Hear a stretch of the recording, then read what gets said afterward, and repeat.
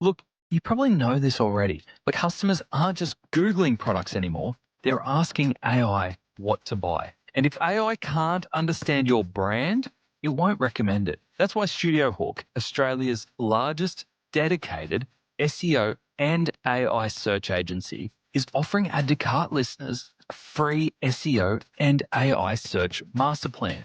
You'll get an in-depth audit of how your brand appears across search and AI platforms, plus a custom roadmap to improve your visibility. And to help you get started straight away, you can also download their free e-commerce AI visibility toolkit. It's packed with prompts, checklists, wireframes, and a step-by-step digital PR framework. Head to studiohawk.com.au/add to cart. That's studiohawk.com.au/add to cart to download your exclusive toolkit and request a personalized master plan. We'll put the link in the show notes as well.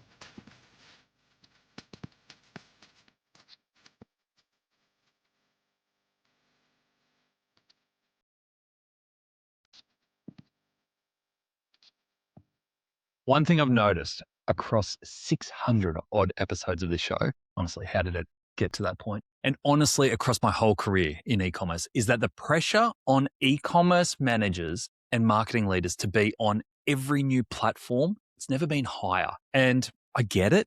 The rate at which new channels reach scale is exploding. There's that graph that I think everyone's seen around how long it takes different platforms to reach 100 million users or whatever the number is. Radio took 38 years, TV took 13 years, the internet took 4, Instagram took 2.5, and maybe GPT takes 6 days. And it keeps accelerating. By the time you've decided whether a new platform is worth your attention, half your competitors are probably already on it. And the instinct is to show up everywhere. It feels like the right call. It feels ambitious. But here's what I've actually seen. The e-commerce teams that perform the best aren't the ones that are running the most channels. They're the ones who know their core channels so well that the results look almost unfair to everyone else. People don't know how they're doing it. Jaimee Vilela bought into Cooki Haircare as a lifestyle business with her partner Lucas. In 2023, they did 179K of revenue. Last year, they closed over 3 million. And that's on Meta and Klaviyo. That's it. No complex stack, no sprawling team, no TikTok strategy, just 2 channels run really well with strict discipline around what stays on and what gets switched off. When she went looking for outside counsel on whether to diversify, she eventually landed on a free consult with growth advisor Nick Sharma. Yep, that Nick Sharma. His advice was to stay on Meta. Don't diversify yet. And that's what today's playbook is about. Let's hear it from Jaimee. In 2023, the business did 179K in rev. In 2024, we did 1.1 million in rev. And then last year, we closed at just over 3 million in rev. Wow. And that's just been Meta and Klaviyo. I think we started some token Google search late last year, and I'm not that invested in it. And I think that's because it can be really easy to go really broad and dilute yourself across a lot of channels and be sort of have that channel addiction. But I needed to find product market fit. I needed to prove that what I'd bought could scale in a niche or in multiple niches. And so I put all of my energy and focus into learning to buy ads for the first time myself, making ads and scaling those ads. And so really, I think you could go and do an amazing affiliate program and you could spend time on organic, which I literally haven't. But I think you've got to pick a couple of channels and do them really well. And I think once you do well on those, you earn the right to broaden out from there. And that's where we would be this year, which is exciting. One of the things that I loved when we caught up was how lean your team is. And it makes sense when you position your marketing strategy like that. Standing on one leg, I love that analogy. So as you think about that though, and potentially broadening out the channels, does that change also your team structure as well? Not really. I think you can scale to 10 million in revenue on Meta alone if you wanted to. And again, as long as you're growing the brand organically alongside that, whether it's organic socials, whether it's community building like we've done really successfully, even email database, retail is an amazing way to grow community around the brand, which was a big part of our last year. We went into 100 new stores in September and we're now in 175. So that was a whole story in itself. But we kind of got picked up by GoVida, who approached us after seeing the buzz around the brand in store. And so I think you can stay incredibly focused and narrow on your channels up to 10 mil if you wanted to. obviously you would not grow the brand as quickly as if you were doing a lot of top of funnel activity. And I think there's real wisdom in knowing those trade-offs. For Lucas and me, it's definitely our lifestyle business. So we have no desire to, raise and burn and grow super fast and sell in 5 years for a huge profit. This is our lives and we love these businesses and we plan to have them for a long time. And so for us, growing a small team really well and doing a few things well is more important to us. And so, yeah, I think we could broaden out and I would love to, but I do think Meta is a really powerful channel. I'll give you a wild anecdote, which is that I was on a podcast last year in the UK and she asked me for my ecom top tip. And I said, oh, well, I'm going to be so boring and say ChatGPT, but it's a specific way I've been using chat, which is that I went onto ecom guru Nick Sharma's website, downloaded a bunch of his resources and said to chat, you are Nick Sharma. Here is his website. Here's all of his methodology. Here's everything he's ever said or done. Help me with these scaling challenges. And he became my friend. And so Robot Nick was my friend, real Nick Sharma. Heard that episode.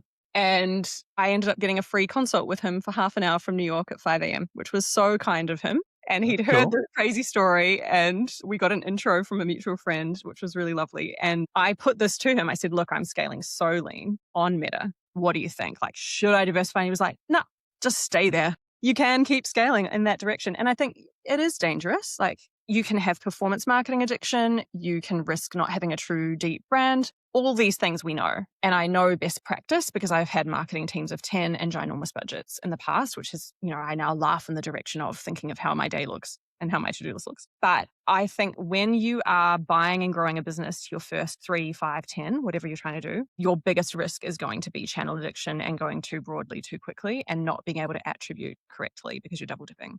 And so I plan to stay lean for as long as I can get away with. And I think you soon start to surface problems such as, brand awareness is a problem or following is a problem or whatever these things might be. And that's when you think, okay, well, how do I grow those channels better? But in terms of revenue and profit, Meta can be fantastic if you know what you're doing with creative. Nick Sharma, hey? What a name drop. But here are 3 things that I've taken from Jaimee's story and from the conversations across the Add to Cart archive that I think are worth taking back to your business around being disciplined with your channels. Number 1, you earn the right to expand. You don't assume it. There's a phrase Jaimee used in that clip that you just heard that I think is worth sitting with: channel addiction. It's the pull towards adding something new before you've mastered what you've already got. And it's one of the most common and quietly expensive habits in e-commerce. The instinct makes sense. I get it. A new channel feels like a new opportunity. TikTok is exploding. Affiliates are working for someone else. A competitor just launched somewhere new. The pressure is real and it is constant. But every channel you add without mastering your existing ones doesn't just cost you money, it costs you attention. And attention is actually the most valuable resource, not budget.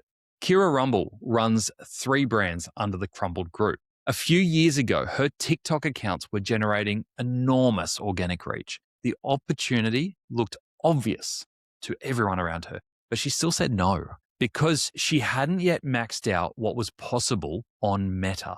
And that's not being timid. That's knowing the difference between an opportunity and a distraction, which is honestly one of the hardest skills to develop in this industry. So the practical question to ask yourself isn't, should we be on this channel? It's, have we genuinely earned the right to expand by mastering what we already have? It's not as sexy, but it's a good question. If the answer is no, the new channel isn't going to fix anything. It's just going to make the existing problem harder to see. Which leads us to lesson 2. More channels don't mean more data. It actually means less clarity. Here's a story that comes to the top of my head a lot when we talk about this topic. John Wild from Pet Circle shared that at one point, the business was spending around $300 million a year across search, Meta, and coupons. 3 channels, huge budget, sophisticated team, and customer growth was still negative. They weren't acquiring new customers. They were recirculating the same ones over and over and over, crediting the same purchases to multiple channels simultaneously. The dashboards looked healthy, the attribution looked clean, but underneath it, the model had stopped working entirely. And that's the thing that most people don't want to say out loud in a marketing meeting. Lauren French from Motto was really, really refreshingly honest about this when she told me that she was running paid, organic, influencer, and PR simultaneously, and it made attribution almost impossible. She said they genuinely didn't know if they got it right. And I think most e-commerce teams are exactly in that position. The more channels you run before you're ready, the less you actually know around what's the thing that's driving growth. And when you can't see clearly, you can't make good decisions, you end up optimizing for what's easy to measure rather than what's actually making the difference. Treat attribution clarity as a strategic asset. If you can't cleanly answer what drove that sale, you've probably got too many channels running and you're not ready for them all. And number 3, depth compounds, breadth doesn't. The most underrated advantage in e-commerce marketing isn't finding a new channel before your competitors do. It's knowing your existing channel so well that they can't catch up even if they try. Talia Mandy built genuinely sophisticated email capabilities at Kakadu Plum Co. And she didn't have a huge budget. She had deep segmentation, complex flows, specific list management built over years. And when I asked her about it, she was pretty direct. If she'd been trying to do every channel, there is no way she would have reached that level of expertise in email. It was only available to her because she protected her attention. Sabri Subi has a framework for this, and I've always kind of liked it. He talks about the T-shaped marketer. Learn enough about email, paid search, SEO, conversion rate optimization to be able to manage them and also ask the right questions, ask the bullshit questions, and then go deep on one. Not because the others don't matter, but because genuine expertise somewhere is worth more than surface knowledge everywhere. The practical version for your business is pick the one channel that is closest to working really well and ask, what would it take to be truly excellent at it before you do anything else? Not good, excellent. The kind of excellence where your competitor is studying your site and your business to try and figure out how you're doing it. That's the standard that you're building towards, and you won't get there by being on every channel at once. Jaimee went from $179K to $3 million in 2 years on 2 channels. Not because she got lucky with the algorithm or had a bigger budget than everyone else. It's because she made a deliberate decision around where to put her attention, and she held that line even when the pressure to diversify was real. That discipline, it's available to any e-commerce team. It just requires being honest about the difference between adding channels because the strategy calls for it and adding channels because it feels like progress and we want to look like we're keeping up. If you want to go deeper on this, whether that's auditing your current channel mix or figuring out where to double down, jump into the Add to Cart community. There are hundreds of e-commerce professionals in there every day asking exactly these questions and sharing what is actually working. You can join for free over on addtocart.com.au. That's the playbook for the week. I'll see you Friday.